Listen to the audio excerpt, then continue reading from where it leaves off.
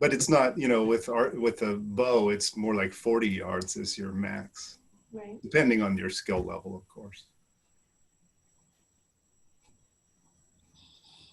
I've never had a discussion about hunting before. I don't know why I outed myself this way. So you didn't come. There's someone gave a philosophy of hunting talk like maybe 5 years ago. Did you not come to that? I didn't. I don't know why. Oh, I remember my schedule. Screwed up there. It was. I'm going to try and remember his name. Mark somebody from University of Texas, El Paso. Oh, you screwed up there. I did. I'm not sure I can summarize. It's like, it's not good to cheat. There are cheating things you can do, and you don't do that. And anyway, I'll stop. Okay. Stuart, I have a question for you. What's the recoil like with musket? Does it like take your shoulder off? No, it's like a 30-06 or something like that. Well, I'm surprised. I was expecting you'd be harming yourself. Sorry. I'll try to harm myself this weekend for you, Chris. Thank you. I'll report back on Wednesday. I'll put the rifle butt against my nose or something. Lord, if I had imagined all possibilities for how this meeting might begin, this would never. So thank you.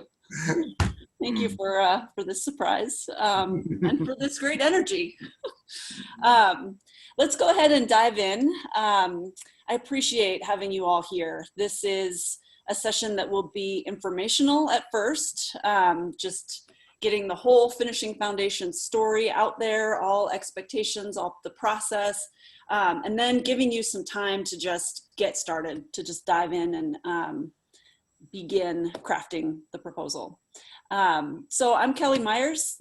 I'm an interim associate dean in the College of Arts and Sciences, and I've been chairing the Finishing Foundations Committee. This is very much a team effort, and it's a great team. So we have slides and a whole plan, but before we dive into that, I'd like to have all the committee members introduce themselves. We're all going to be taking turns leading parts of this session, so I want you to know, get a sense of everyone that you'll be hearing from. So I'll just go as I see you on my screen, and Lori, you're first. Okay, my name is Laurie Cavey, and I'm a professor in the math department, the newly elected faculty senator, right, from the graduate college, who had no competition for that spot. That's my claim to fame. Yes. Thank you. Sherry, you're next. Hi, I'm Sherry Dismuke. I'm an associate professor for curriculum instruction and foundational studies in the College of Ed. Thank you. Chris? Hi, I'm Chris Laux. I'm a professor in the Department of Economics, and I also serve on the Social Sciences Subcommittee. I see Lynn on my screen, who has been a member of the Finishing Foundations Committee and will be honored at the beginning of our session as a Finishing Foundations celebrity. Stuart, you're next. Stuart Gardner. I teach in political science, clinical assistant professor, and yeah, serve on this committee. Thank you. Sandra? Hi, Sandra Miller, faculty in civil engineering, associate dean for undergraduate studies in the College of Engineering, and I'm also on the FN subcommittee. So welcome, everyone. Did I miss any? Is Jenna here?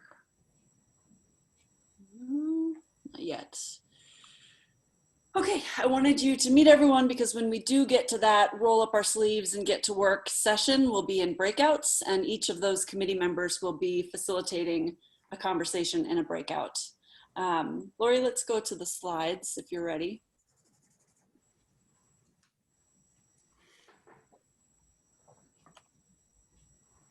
Okay, so the plan.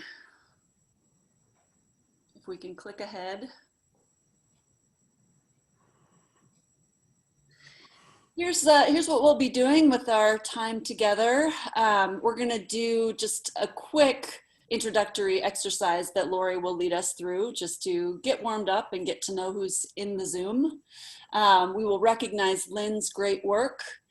Then the biggest part of our informational session will be here in the big picture. This is where we'll share the context of the Finishing Foundation Subcommittee, sort of why we came together, our process, where we landed, and what we'll be asking of you this year and through your proposal process.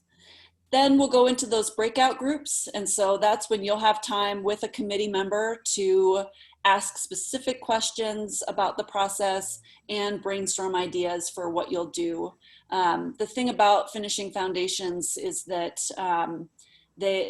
this is a very unique course, and there's just a huge range in how people approach it. We want to respect what you do. It is the capstone for your discipline. And so we want to preserve what's really important to your program and to your course, and then help you integrate some of what we'll talk about, the reflective work, into that organically and in a way that will be meaningful for your students and your program. So that will have that discussion in the breakouts, and then we'll pull it all together, come back. We'll be keeping track of questions that come up in the breakouts, and then we'll debrief. So, Lori. Okay, so we're going to try something new and exciting, maybe. Instead of trying to have everybody in this large session introduce themselves, we thought we would break off into very small groups here to start to do some informal introductions. And so your task is quite mighty, even though I'm calling this mini life stories. It's a big task because you have to figure out how to tell your life story to one other person in less than a minute. I've assigned you to one other person randomly, so I don't know who you're going to get paired with. Hopefully it'll work out. It's for a very short amount of time. What questions do you have?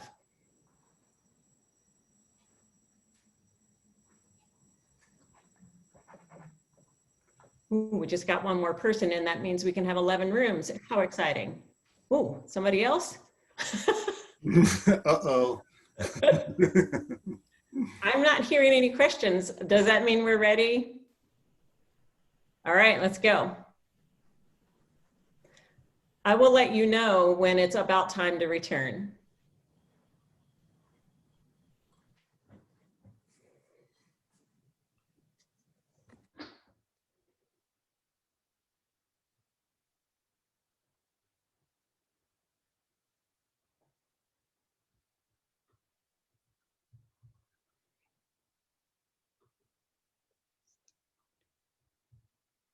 That we wanted to wrestle them away or take part of it into the University Foundation's experience. What we wanted was to create this bookend, that there's a really meaningful moment of pause that happens in the capstone where they look back at what they've done in their university experience, and they look forward at what's ahead. So if we go to the next slide, this, you will get these slides. So there's information and links in here that you'll be able to access later. And I want you to have this question that's bolded at the bottom of the slide. This is the question that we worked with for a year as the Finishing Foundations Committee. How might we better connect Finishing Foundations courses to the UF program while honoring disciplinary content and goals without packing too much into the course? And the committee will remember there were conversations early on where we were packing way too much in. We had to kind of scale back and redirect and try to figure out what could meaningfully and organically be integrated into this course to create the bookend experience without being disruptive. And that's how we got to reflection. So if we go to the next slide, We're going to talk to you about the Finishing Foundations Toolkit, which is a really important resource that we've built for you all. And this is on the front page of that toolkit. It's where we landed in response to the question, what does make a Finishing Foundations course distinct? And you might remember when you were asked to create your FF or to give that designation, that there really weren't, we didn't have a clear set of guidelines. We didn't have that until the committee came together in 2018. And this is what we're working with now, that all Finishing Foundations courses have some kind of discipline-specific culminating project, and that has a wide range. Capstones at Boise State have a wide range from 1 credit to 6 credits. And some of them do portfolios or research projects, case studies, community-based projects, whatever it is. It's a feature, it's been a consistent feature across capstones that there's some kind of culminating disciplinary project. And so what we've layered onto that, we named it, and then we've added reflection, both in reflection experiences and a reflection assignment.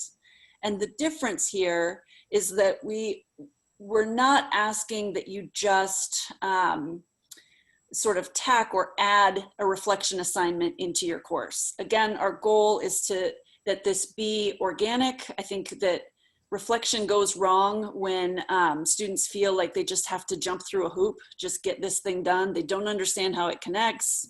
And so the way that we've envisioned the reflection experiences is that it's low stakes, it's not graded, it's just a way for them to be looking back at what they've done, looking back, talking through experiences, and getting ready for that reflection assignment, which is really more about articulation, right? So they do the reflection to sort of process and think about their experiences, and then this assignment that we're asking that you integrate. And again, there's a lot of flexibility. You'll do this in whatever way makes the most sense for your program and for your students.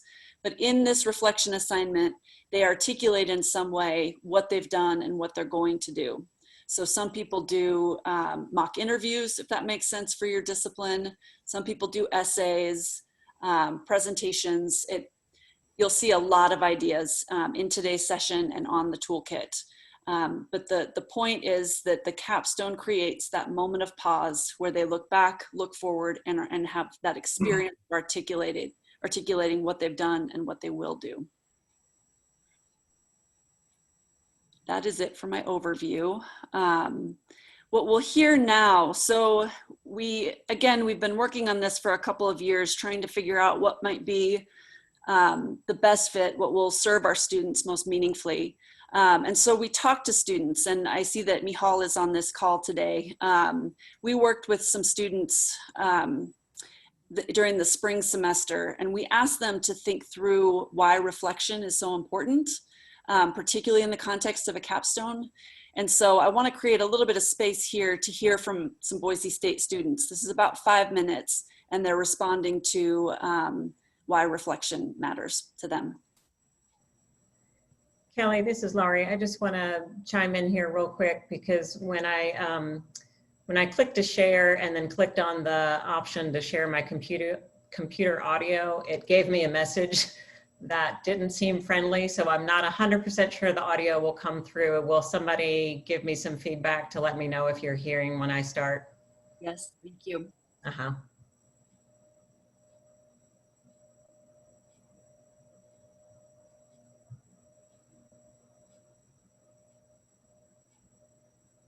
So we'll just take a few minutes and really wherever you want to take this conversation. It's not very scripted. I just want to hear your thoughts. So my first question is just why does reflection matter to you? Why does it feel important to do the kind of work that we've been doing in this class and that you've been doing with other students? I know it's been useful for me just taking a step back and understanding why I feel a way about something. I think for me that helps me process issues a lot better than if I'm just trying to get through them. I know a lot of times, like even during the semester, like you might feel overwhelmed and you're just like panicking to get everything done. But at a certain point you start like forgetting why you're there. Like you're just so focused on doing something that you're not really learning it that well.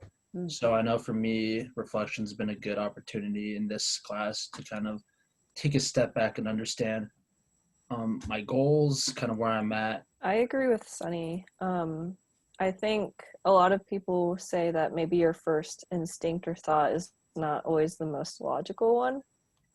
And so I think by reflecting and taking a step back, you're able to actually sort out your thoughts.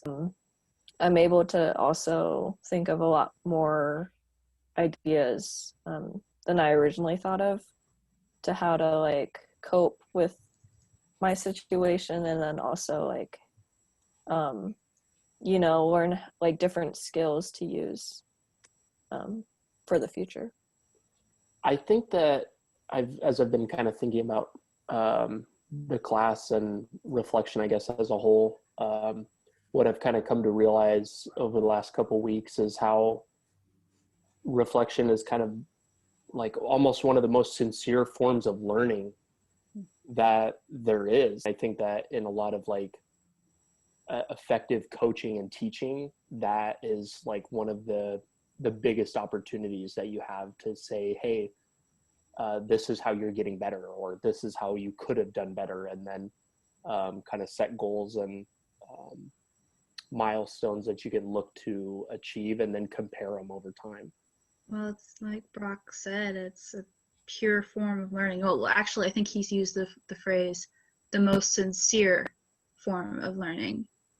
And I think that's true because it's all about making the connections. And my brain is working funny today, so I'm picturing neural pathways. I'm going to blame the psychology book I was reading last night. By reflecting on something, you're able to form connections between ideas that you didn't really think of before. These faculty members are going to be thinking about that last class, the capstone class. Could you speak to why it might be particularly important to reflect at the end of your Boise State experience? I think going back to what Teresa said, how like there's connections, and for like capstone classes especially, you're basically recapping everything you've learned up to this point, rather both for your major but also just your entire college experience. So I think it's important to kind of finalize those thoughts as you kind of move on to your next chapter. Because I know for me, going back to the education purpose, I know times when I've focused on like programming or whatnot and I've been really frustrated, but then I take a step back and like go for a walk or think about it, and I've instantly found the answer in my head. So I think like it's really important for those capstone classes to essentially bring together all your final thoughts as you kind of move forward. I think that that's how you see yourself getting better, or like improving in a certain way, like by checking in with yourself or with other people or whatever that looks like. You're able to kind of measure that performance and see how well you're doing. And part of that is kind of important to set like the milestones, or like, hey, here's where I want to be, so that you can kind of hold yourself to that.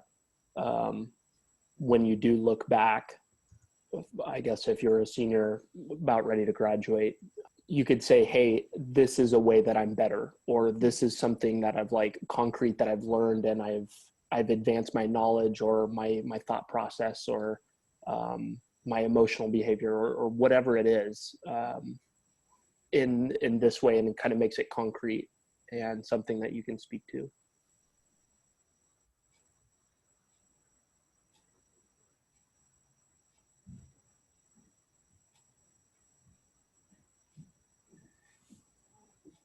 Okay, I want us to come back together just for a moment. Thanks. Stuart is about to take us more deeply into reflection and how he thinks about reflective work. But before we go there, I just want to check in with you all to see if you have thoughts or questions at this point. And we will break down the proposal and the assignment and all of those type of details, but I don't want us to go too far if you have something that you'd like to share at this point.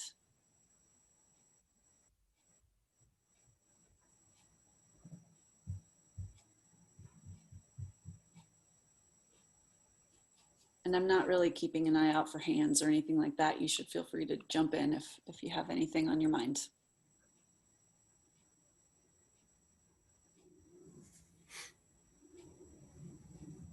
Are we ready for Stuart to take us into the power of reflection? Do this. Yeah, right. So I think that Lynn and Kelly, and maybe the students especially, have really said everything that I want to say, but I'll just say it a little differently and talk a little bit about what I do in the capstone in the political science course that I teach. I also teach, I learned a lot of what I do in political science from teaching the honors capstone, but that maybe will come up as I go along. Before I start that though, I just wanted to highlight some of the things that the students said. One said that reflection felt like the most sincere form of learning. Another said it was a chance to take a step back, sort out their thoughts, consider how to cope with the situation they're in. They seem to feel real gratitude for the opportunity and maybe some surprise that a deep hunger that they had was actually satisfied. To me, these are pretty striking statements. They seem to imply that the reflection process helped them convert sort of informational content kind of learning into genuine self-transforming learning. And don't young people in our society really need more time for this? I mean, consider the power that periods of reflection have had in your own life.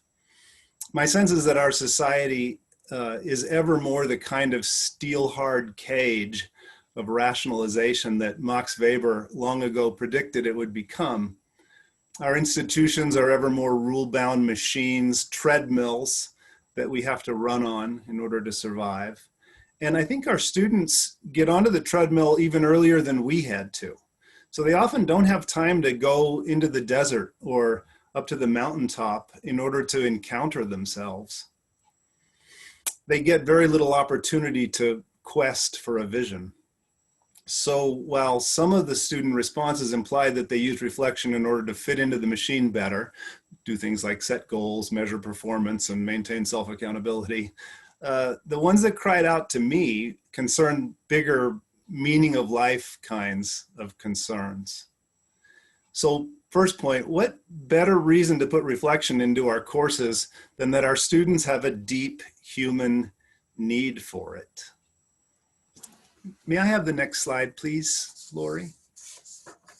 This basically, I wanted you to see the cuddly teddy bears in order to counteract my newfound reputation as a killer.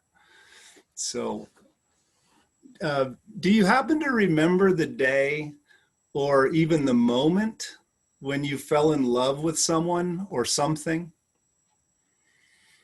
An old song by John Denver, in it he described a man who fell in love with the Rocky Mountains. He said he was born in the summer of his 27th year, coming home to a place he'd never been before. Isn't falling in love sort of like that? Realizing that this new thing or person or activity is actually the home you didn't even know you had till now. But now there's no denying it. Isn't the heart of becoming a learner also a kind of falling in love? Falling in love with the mystery, surprise, and delight of expanding ourselves into the fullness of our world, realizing that learning is in some way our home. And then, when we are living in love, our lives just fit together better than they did before. Some of the wild strands in our young, chaotic souls settle down into the regular warp and woof of beautifully patterned fabric, a new whole cloth. So when a person has the habit of really thinking carefully about their life, like you probably do, you can regularly search inside yourself to dig out strands of feelings buried in the recesses of your psyche, which you can continually add to the weave of your life. Isn't this wonderful habit why so many of us here today get to live lives in which we get paid to do what we actually love? I liked one of the comments I only noticed this time when I watched the students' video was that one of them said, "I went for a walk and found the answer in myself," or words to that effect. The faith that drives my own life as a teacher is that everyone longs for this, to live a life and to do work that they're crazy in love with. Parker Palmer says that a crucial task of teaching is to help students to do what we do, to weave their own passions and efforts into a rich, complete world for themselves. Do you find, as I do, that whenever a student can weave together their own passionate concerns with the course material, that's when they really learn? And it doesn't always yield the best grades, but it yields the most thrilling life transformations. And that is what trips my teaching trigger. Once in a while, when we get to see a kind of whole life pattern born in a young person's soul right before our eyes. One of the ways we help students with this is simply to model it, and we're modeling it for them all the time, even when we might wish that we weren't modeling. Think of the joy we get from sharing the new little discoveries we make with our students. Another way to help students weave their lives together is to intentionally build reflection into our courses, asking students to try to engage the deepest hungers they have for their own lives with the course content and with their studies in general. In my experience, they are deeply grateful for the opportunity and guidance, as I think we saw in the video. How about the next slide, Lori? Thank you. And why is a capstone course a great place for reflection? I like to think of capstones as keystones, whereas the capstone of a structure tops it off and completes it in some sense.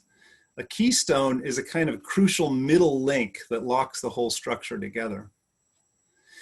If we only have in mind a student's years with us, then capstone is the right image. But in the student's life, and I might add now from the point of view that makes us call graduation commencement, this moment is more like a bridge from the past to the future than the completion of anything.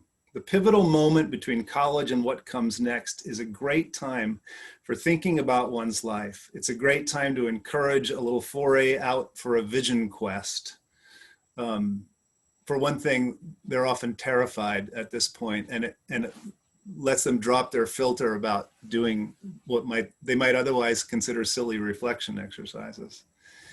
The capstone for honors students is almost entirely devoted to building this keystone of meaning. The whole course is about like a meaningful life for the honors college students. And of course, most of them also have a different capstone where they maybe don't do as much reflecting. In the capstone I teach, we don't have the same possibility. So I structure the reflection around the students' process of choosing their capstone projects.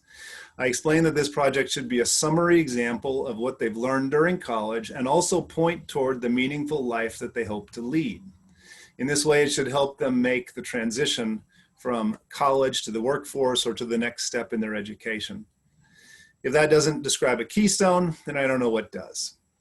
To choose the right project that connects all those pieces together well is going to take a good deal of reflection. How about the next one, Lori? So I asked them to do a couple of assignments, and this is just copied and pasted from my syllabus. And to engage in exploratory writing and sharing in pairs and small groups, and to help them reflect upon what this pivotal moment means to them and what opportunities it presents. I'm asking, what is the deep meaning for you in your particular life of the work you've done in college, and how will it fit in to a life doing what you love? About a week before the semester begins, I send out a note asking them to read a short novella before our first class meeting.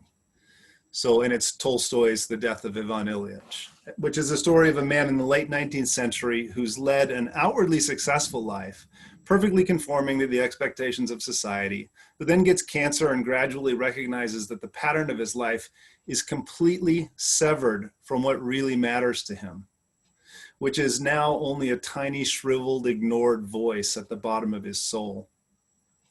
He gradually confronts the fact that his life was a farce, a fake. His whole life was, in his words, not the real thing. So we talk about the novel in class on the first day, And for the next week's meeting, I give them the assignment that you see there on the screen.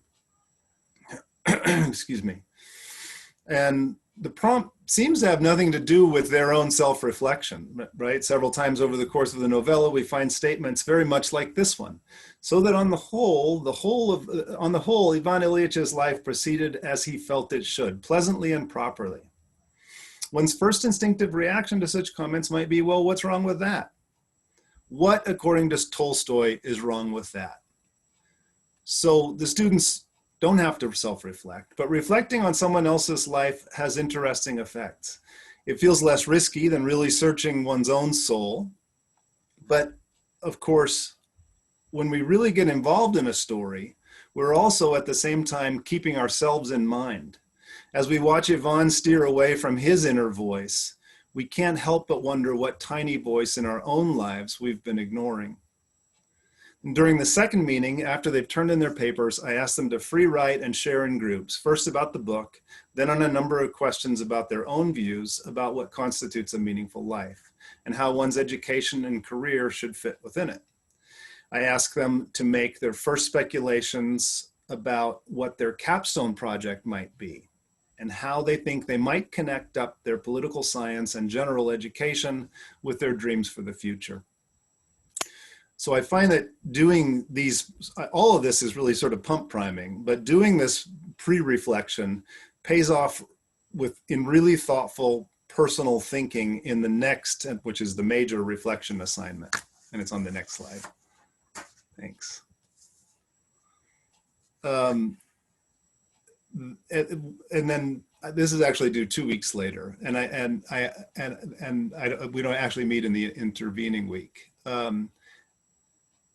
The assignment is pretty typical. I mean, it follows the requirements of the proposal form, right? It has some looking forward, some looking back, next steps, and so forth.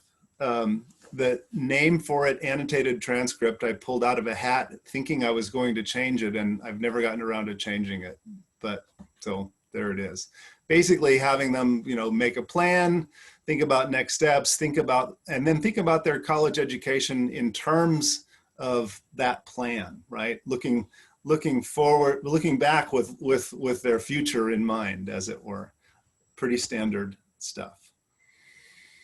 So for me, the biggest part, in my class that is, the biggest reflection parts of the course are finished by the beginning of the third meeting of the semester.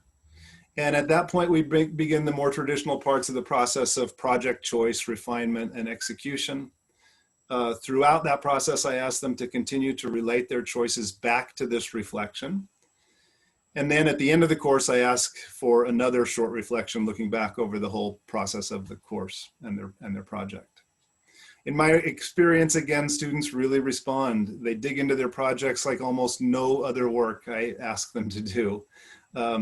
I don't, of course, mean that things fall together perfectly for every student, but I do believe that the process at least plants a seed that I hope and pray comes to flourish. I sort of was worried about time, so I rushed through that a bit. Do I have any time left, Kelly? How much time are you looking for? Well, I wanted to know if I can ask these folks to just reflect on a couple of questions. Sure. Sure? Okay. So really, I just want you to think about an important moment in your own life when your life was on the verge of opening into new possibilities. Like maybe you can remember the moment when you first had the vision of becoming a college teacher, or some equally significant moment.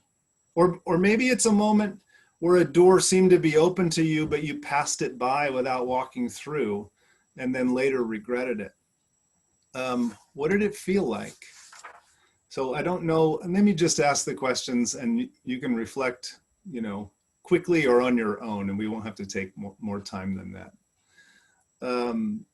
Is there anything you wish you could tell that earlier you, if you could?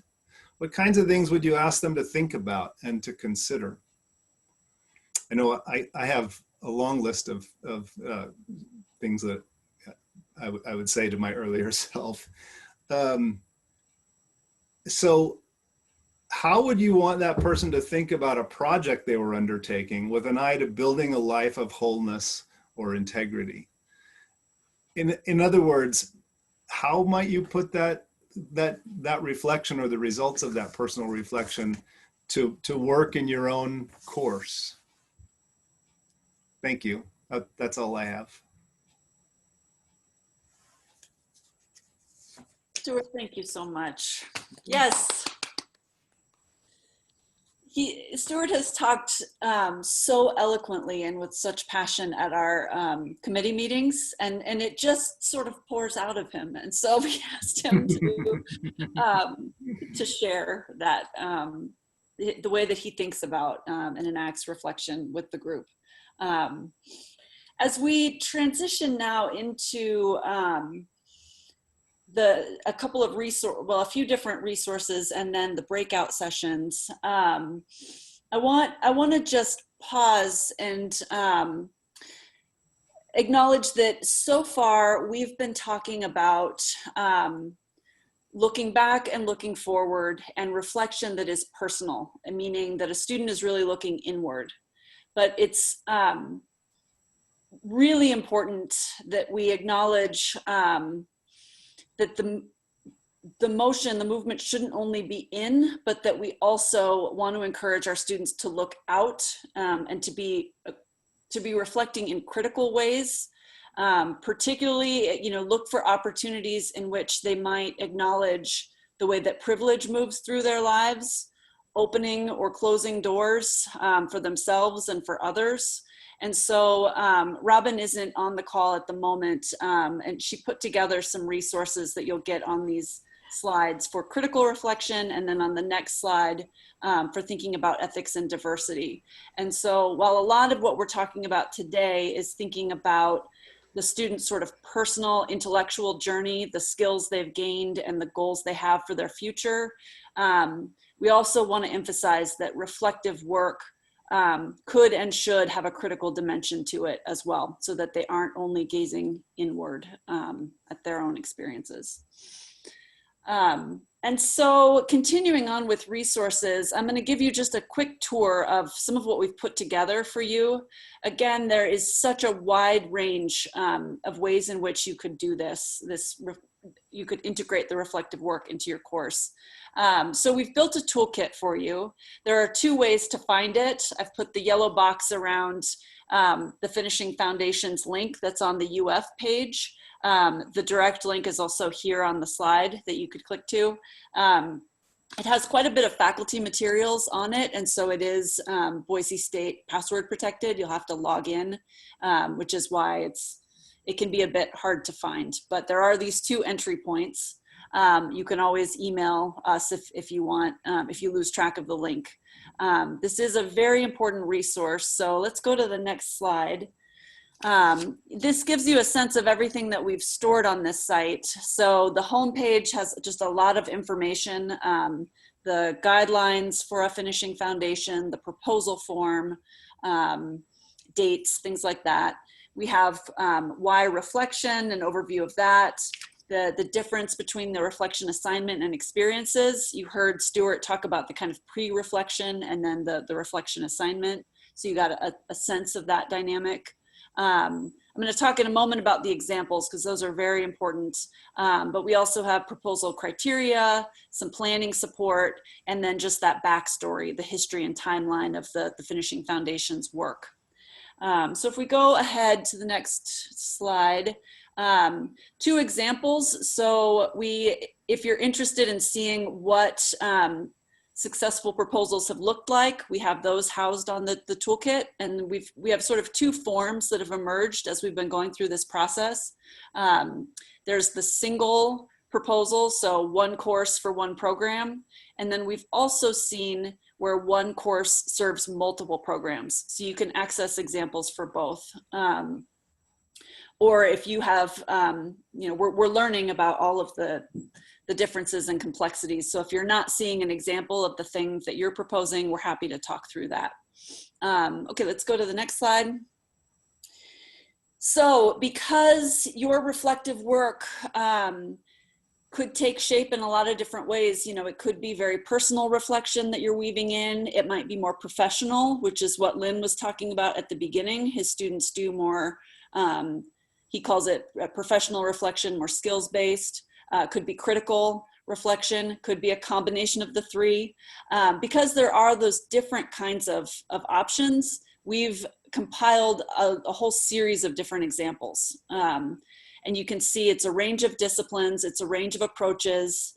If you click to the next slide, here's an example. So if you were to click on Amber Hoy, you would see a whole range of her materials. And she even recorded a video talking through her approach. If you have a program where you're interested in what it might look like to have reflection across the program, which is a powerful model where they start early and then reflect along the way, and you can see their learning evolve. What they do in world languages is an excellent example of that. So it's a portfolio-based model, and she has lots of assignments and examples to share here. But like I said, we've tried to have a good disciplinary range represented in the toolkit. So let's talk about it. And we wanted to talk about it first in our breakout groups so that you can have a smaller space to brainstorm with people. But then we will come back together as a full group to address any questions and to talk about next steps. So Sherry, if you're ready to talk about the breakout groups, it is time. Thank you. So in framing our breakouts today, this is going to give you an opportunity to ask questions. Those of you who are thinking about creating your proposals, we're going to be here to brainstorm ideas across your different situations. One thing we found really clearly is that everybody's discipline is so different. Lynn brought that up earlier.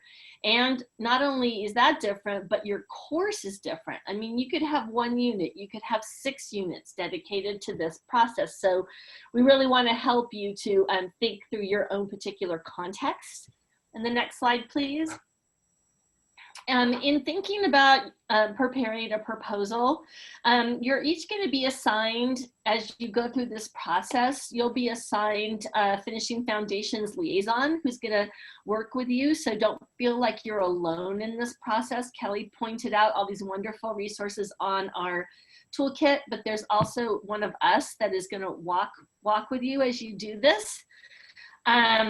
You'll go ahead and submit your proposal to us, and we're going to provide you with some feedback and sometimes possible revisions if necessary. So it's not a cut and dry, oh, a decline in this. We're here to work with you to get that proposal to meet the criteria.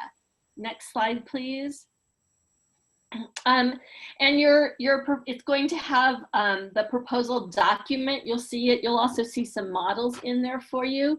You're going to be thinking about what contributions your capstone makes to the curriculum. And I like to think about that as how is your capstone really a culminating experience of all that students have learned in your program? How does it bring it together? And there's also a reflection assignment in addition to your capstone. And there's going to be reflection experiences that lead up to that. So you'll describe not only your capstone's contribution to the curriculum, but then in more detail, how your reflection assignment meets the criteria. And then you'll be asked for a few other things, the logistics of your course, and there's a design table where you can show how your particular capstone meets the different university learning outcomes as well as your own college outcomes. Okay, next slide, please. And this is a graphic that we've been using to help us as we brainstorm through our own ideas about this and how student reflection, this process of student reflection turns into what we call a reflection assignment. So we put student reflection at the beginning, and then we started thinking about all of the elements. So this idea of looking forward into what do I want to become? And that encompasses not just as a professional, but as a lifelong learner. What do I want to become as a citizen? So really thinking deeply, like Stuart was saying, about what path you want to take after you leave your program. And then we think about looking back. We want our students to think about, what have I learned? Who have I become as a person? What skills and strategies, what skills and knowledges have I gained in my program? And then what am I going to do with that? So it's this cycle of reflection that we want students to be going through in this reflection assignment that ends up, these are like our experiences as we go through, but then how does that end up in one kind of culminating reflection assignment that can take many different formats? And actually, we've been so excited to see the different projects that different departments have come up with. Some people have things like written essays. We've seen applications, we've seen an application to grad school that they prepare that shows all of these types of reflection experiences. Some people use a portfolio. We have seen mock interviews. So really dream, that's what the cloud is representing. Dream up something that connects to your program. Don't think that it has to be just one format or a particular ending reflection essay. It can take so many different forms that are authentic to your program. Okay, next slide, please. And we want to emphasize that this culminating reflection assignment that we're talking about is not standalone. We have to have our students go through some reflection experiences and understand the processes around reflection across not only this course, but hopefully across your program. And so students are going to come to this final reflection, this final reflection assignment instantly on their own. You're going to need to build some experiences into the course to help them have a really deep reflection experience, or assignment at the end. So just thinking about how you would build those in, and I want to emphasize, people say, oh my goodness, how am I gonna do this in addition to what I'm already doing in my capstone course? And I think the big idea here is that this can be woven into what you're already doing. It doesn't have to become something completely new and different, although it can be. But I think when I was thinking more about Lynn's course and the way he does it, if you look at some of those examples, he already had a big capstone project, and he just built these reflection experiences in along the whole capstone procedure, and then something a little bit larger at the end. So it doesn't have to be something that stands alone, although it actually can be if you'd like. All right, next slide, please. Okay, and the reflection assignment has some common elements. Even though every program can dream up this great assignment, it can take all these different forms, it does need to contain some common elements. And so one of them has to do with looking forward.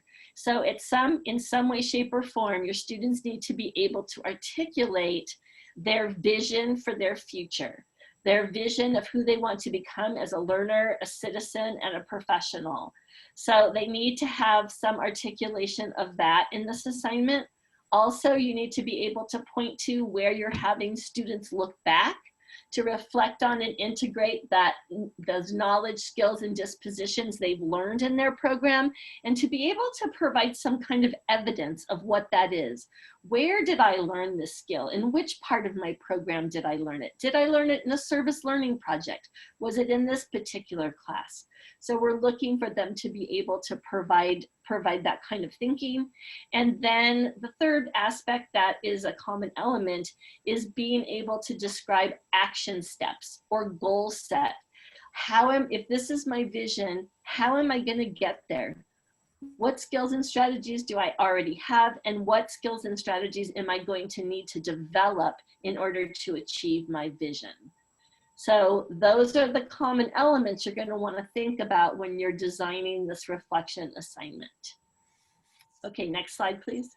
All right, questions from you lovely people. Who has some questions before we start to go into our breakout rooms? Richard's waving. Hey, Richard. Hi, Sherry. Thank you for that.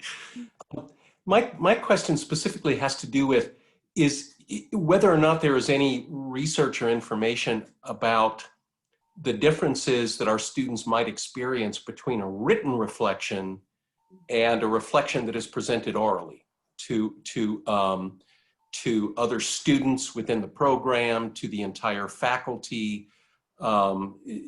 Is there any possibility of there being a difference between the two? Thank you. I am not sure. I'm going to pass that off to my colleagues. Is there anybody seeing anything? I mean, I think both are amazing, but I haven't seen any research on that. This is Robin. There's actually good research that when students write, even writing by hand in particular, actually results in a deeper, more measured thinking, and they have to put out their argument in writing and think it through. Now, if they're preparing to give an oral presentation, theoretically, they would be writing something out to prepare for it. So you might get the same effect. But, you know, just off the cuff, writing is, from what I've looked at, writing is more effective in deep thinking. Maybe you could also require the script, Richard. Well, in ways we sort of do. I mean, our FF in theater is a senior project that is usually a kind of performance project. And then after that, they have to give a presentation, a form of a kind of reflection, not certainly to the depth of what you describe here, but most of them have our oral presentations. So it's worth thinking about having that written script in advance. Mm-hmm. So. Actually, it's interesting you asked this because in the age of flexible teaching this year, I've decided, and you would see on the reflection toolkit, that my finishing reflection assignment is an essay that they have built from their reflection experiences. This year, I'm giving them the opportunity to turn in a video that would replace the essay. It has to be legitimately about the same length in verbiage, but I told them I'm going to be using the same rubric. If you can convey to me in a 5 or 7 minute video the same things, and I get the message of what I would read, I don't care if you turn in a video or a paper. You do it that way. But if you think you can record that video in 5 minutes of thinking at the end of the semester, you might be surprised. So I'm giving them enough rope to hang themselves, and we'll see what happens, right? But yeah. I'm using those reflection experiences through the semester, regardless of their final method. They're going to be writing out those reflection experiences that form the basis of the final reflection. So yeah. Thank you, Lynn and Robin. Who did I just step on? Someone was starting. Oh, I was just going to tell Richard that we do a similar combination. They have some prompts. They write to the prompts. They've prepared for it through their all these experiences we've given them. But then they actually record a mock interview. Someone's the principal, somebody's the teacher. And they shoot questions at them, so it's oral. And then they go back and they watch the filming of it and reflect again. So it's kind of this triple reflection. Do you need actors, Sherry? We have a bunch of actors who yes. can play those roles. I would love them. We could combine finishing foundations projects. That would be amazing. So I added a link to the chat. The storyboard website has a panel labeled resources. And here you'll find quite a bit of research on reflection, which can be helpful in thinking through the types of questions you're asking, Richard. But one thing I would say for everyone is when I have them do the reflection experiences, just this work of really thinking through questions and looking back, I give them a lot of choices. You know, it could be that they're talking into voice memo on their phone, that they're journaling, that they're mapping it visually. But with that freedom, it's really important to do 3 things up front. No matter how they're executing the reflection work, they need to know why they're doing it. So the goals of the reflection have to be clearly stated up front. It needs to be action oriented. They're doing it for a reason, right? Mm-hmm. So goal oriented, action oriented, and community oriented. So the reflection alone often isn't enough. They need feedback. So if they're talking into voice memo, if they're drawing a mind map, they need to process it with somebody. And it doesn't necessarily have to be the instructor. This doesn't all fall on you, right? It's something you would build around that reflection. Let them do it in whatever way makes sense for their lifestyle and their learning style, but give them clear guidelines and give them support in thinking through what they generated. Okay. Are we ready? Yes, I think we're ready. We're going to go to our smaller groups now, and you've been assigned to a breakout room, and you'll have time to ask questions as they come up about ideas you have, design things, elements you're thinking of, and we're happy to talk through them with you, and then we'll come back together for some closure. So I think we're ready, Lori, if you want to send us into our rooms. What time are we coming back? What time is it right now? I can't see. I will send you a reminder, but the target is 4 p.m. to be back in the main session. Thanks.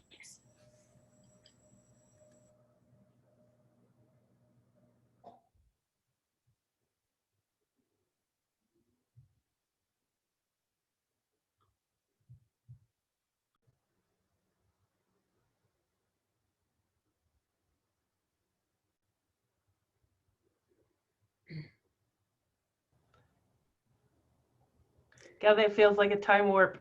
It must have been some good conversations because nobody came back early. Kelly, do you want the slides up? The reason why I'm asking is because no questions got added to any of the later slides. Yeah, then let's not. Okay. We wanted to come back together to wrap up and talk about next steps, but first to just debrief a little bit, talk about if there were any lingering questions when you met in your breakout or any moments of inspiration.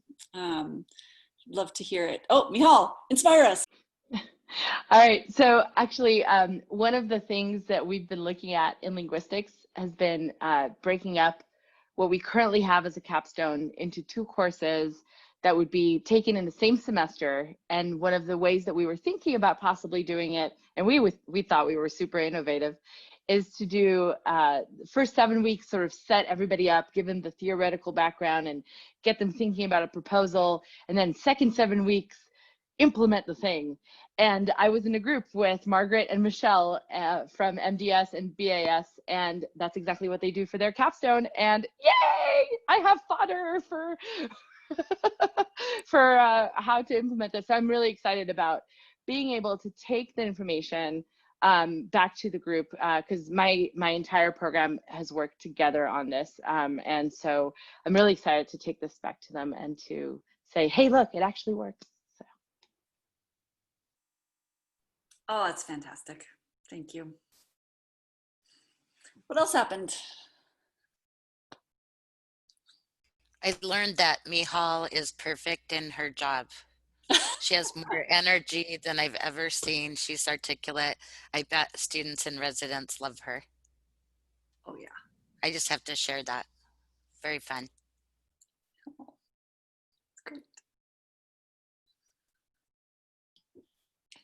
I could add something, Kelly, in our group. We made a connection that I don't think that we talked about in the bigger session.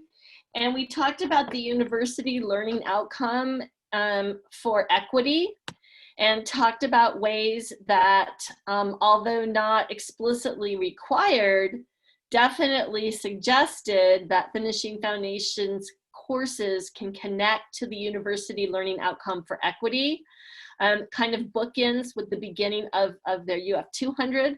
And we talked about ways that we were doing that, and then and brainstormed some ideas about how that, and what, first of all, the crucial importance of it, and then some ways to do that. So I just wanted to mention that. Thank you.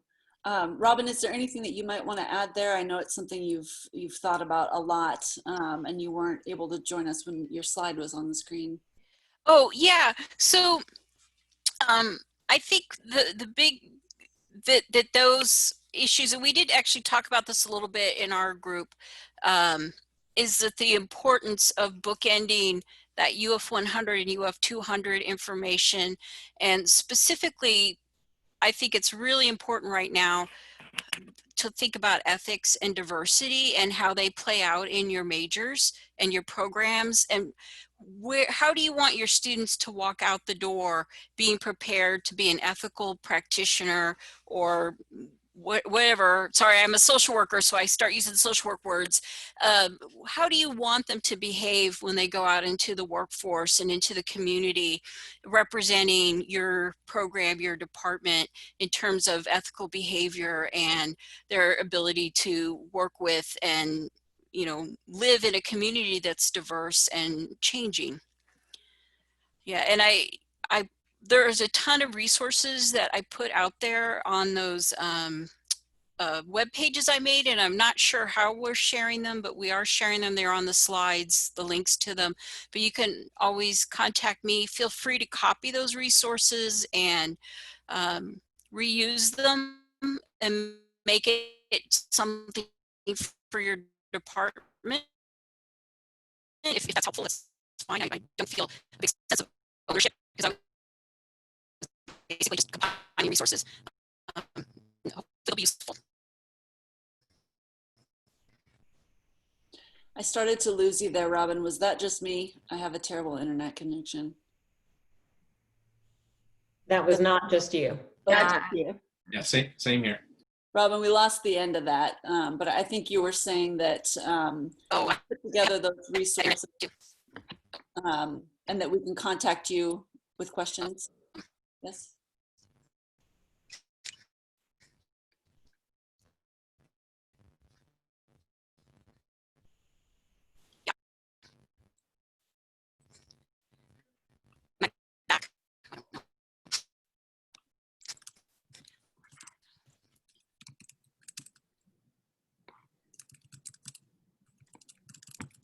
Are we still here? Yes.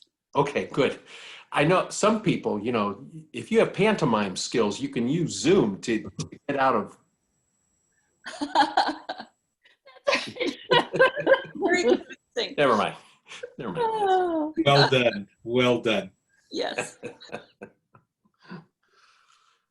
We had a great meeting too. I mean, Sandra was very helpful with us in talking about our finishing foundations, in particularly one of our programs, theater, and about the possibility of it extending over 2 semesters rather than just the 1 semester, because of the amount of work involved in a theater major's senior project.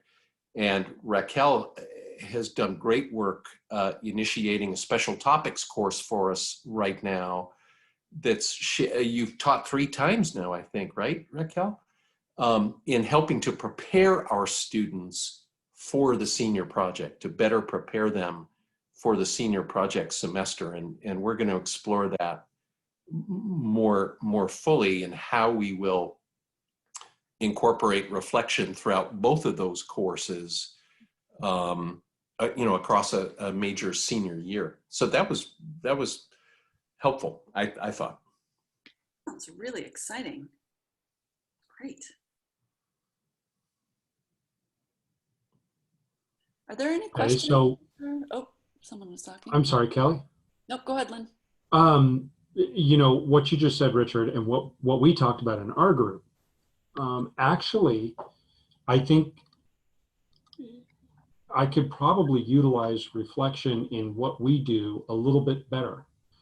one of the things I do is I ask the students to reflect upon all the experiences they've had through their college career, be it at BSU, be it at a community college, be it in the military, be it in life before they became and made that decision to come to Boise State. But I don't ask them about where they feel they're at in privilege. I don't ask them to reflect upon the unstated gifts that they may have walked in with, you know, and I reflected in my group that I've had 3 young children that were in a white affluent family that never really went through things. I remember one time driving into a very troublesome neighborhood in the Midwest. And I said something to my son about, you know, how people try to get out of the neighborhood and everything else. And he said, yet we chose to drive into this. And he was making a flip comment or whatever, but it's something that a lot of students don't think about. A lot of my colleagues, when I went into Chico State in Northern California, we just funneled up from our schools in the Bay Area and went to Chico and thought this was really cool. And it's not something that we ask the students, you know, reflect upon what privileges you may have been given that others didn't. So I've learned something out of this discussion that I could bring back to my students and have them incorporate and think about. If they may take the bait, they may not, but thank you all for that inspiration. Thank you, Lynn. I mean, it's powerful to hear you reflecting on your reflective practices. So appreciate that. And even just sharing a moment like that, like the one that family story that you shared, there's so much to unpack in that moment in terms of the layer of privilege and the wide range of complexities that it could lead to a very generative conversation. And, you know, finding moments like that to engage students with is so important. Michelle, did you have something to say? No. Sorry. Goodbye, John.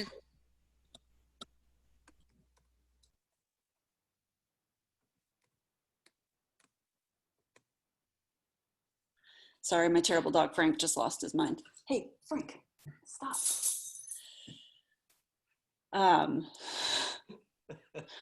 That was good. That was great acting.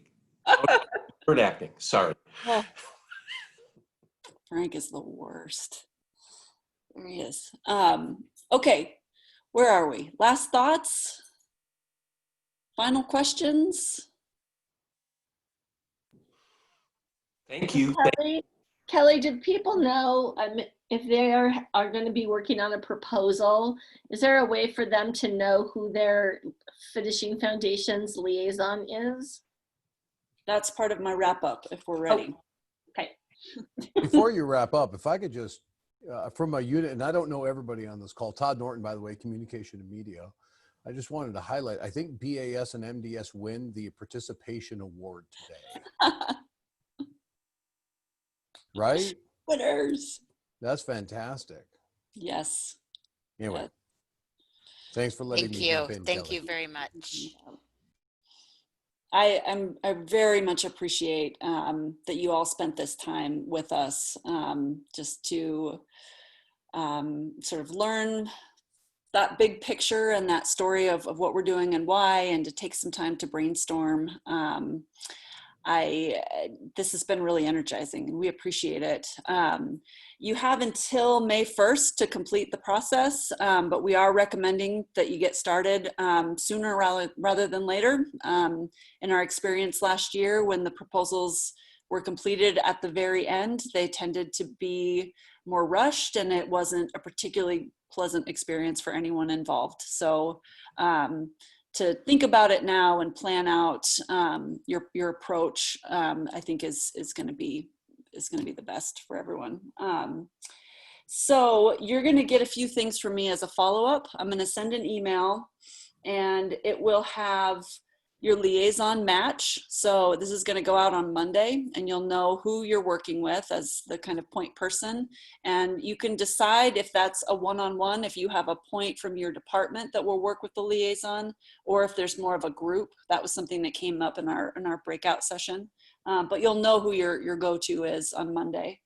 You're going to get the slides from today.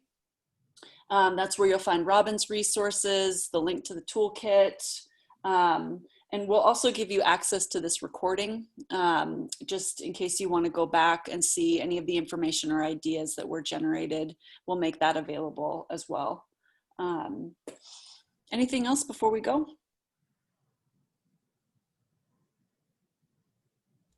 Just one quick question. If we currently have a finishing foundation capstone, we are still going to submit a proposal around what we currently do. Is that correct? That's right. Okay. Yep. Thank That you. proposal we looked at today, all of your programs will need to submit one by May 1st. Okay, perfect. Thank you. Yeah. Great breakout. Thank you. Thank you so much, all of you. And if you have questions, then a few of us will stick around. Otherwise, we'll be in touch. Thanks so much for everything. Thanks, Kelly. Thanks, everyone. Thanks, Kelly. Thank you. Nice to chat with you. Yeah, you too.